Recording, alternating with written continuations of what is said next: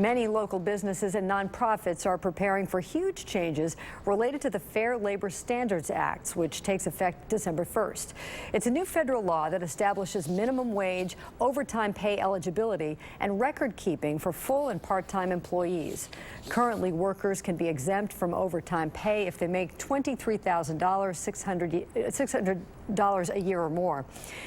Under the new rules, employees can be exempt from overtime only if they make $47,476 or more. That means that all the managers who have been working until the job is done for salaries under $47,400 can't do that anymore unless they're paid. Robin Throckmorton, who founded Strategic HR more than 20 years ago, has been watching this issue, and she joins Business Watch producer Kelly Leon in the studio with some advice as implementation of the Fair Labor Standards Act near. Robin and Kelly. Thanks, Peg. Robin, thanks for being here.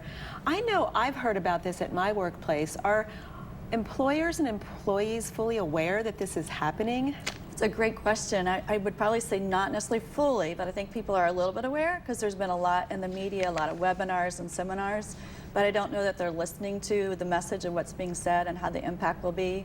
I think a lot of employees are thinking we're just going to see a salary increase. Yeah. Employers are hoping that the presidential election may change things and they don't have to do anything yet. So there's a mixed message out there. Yeah. So what, instead of just hoping for the best, which it sounds like that's what a lot are doing, what should employers be doing right now? There's a number of things they can do now, which is much better than waiting till November 15th, so you have a few weeks. But the first of all will be getting a time tracking system in place. A lot of employers I've talked to don't realize how many hours their employees are working to know whether they even go over the 40.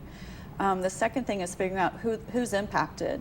So looking at their workforce and seeing what employees are already classified as exempt on the duties test, and do they not meet that salary requirement. And if so, there's some creative ways to try to bump them up, even if it's just bumping their salary to that level or paying them the overtime. But there's other ways to look at how can we get them in compliance with the law.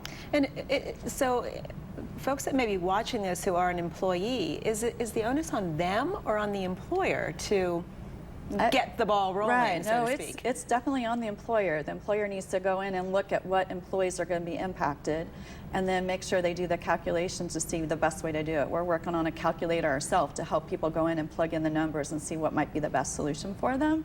But it's the employer's got to figure it out and do it. But that, again, is the misknown information from the employee. The employees kind of feel like they're all going to get an increase, and it's not necessarily the case. It's just going to depend on where they fall and what changes that need to be made to make them in compliance. All right, so best advice at this point is get looking into it. You got to start looking into it, and employee communication is going to be even more critical because of what we just said. A lot of employees are going to expect that they're going to get something positive out of it, and they may not get anything at all.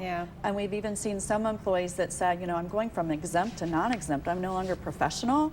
And that's not it at all. The law is creating the labels, but the way they're respected and taken at the workplace is entirely up to the workplace to make that message clear. All right, so talk to HR, get it figured out. Robin, thanks so much for being here. This is an important issue, and I'm sure we'll revisit it in the months to come. Definitely. Thank you.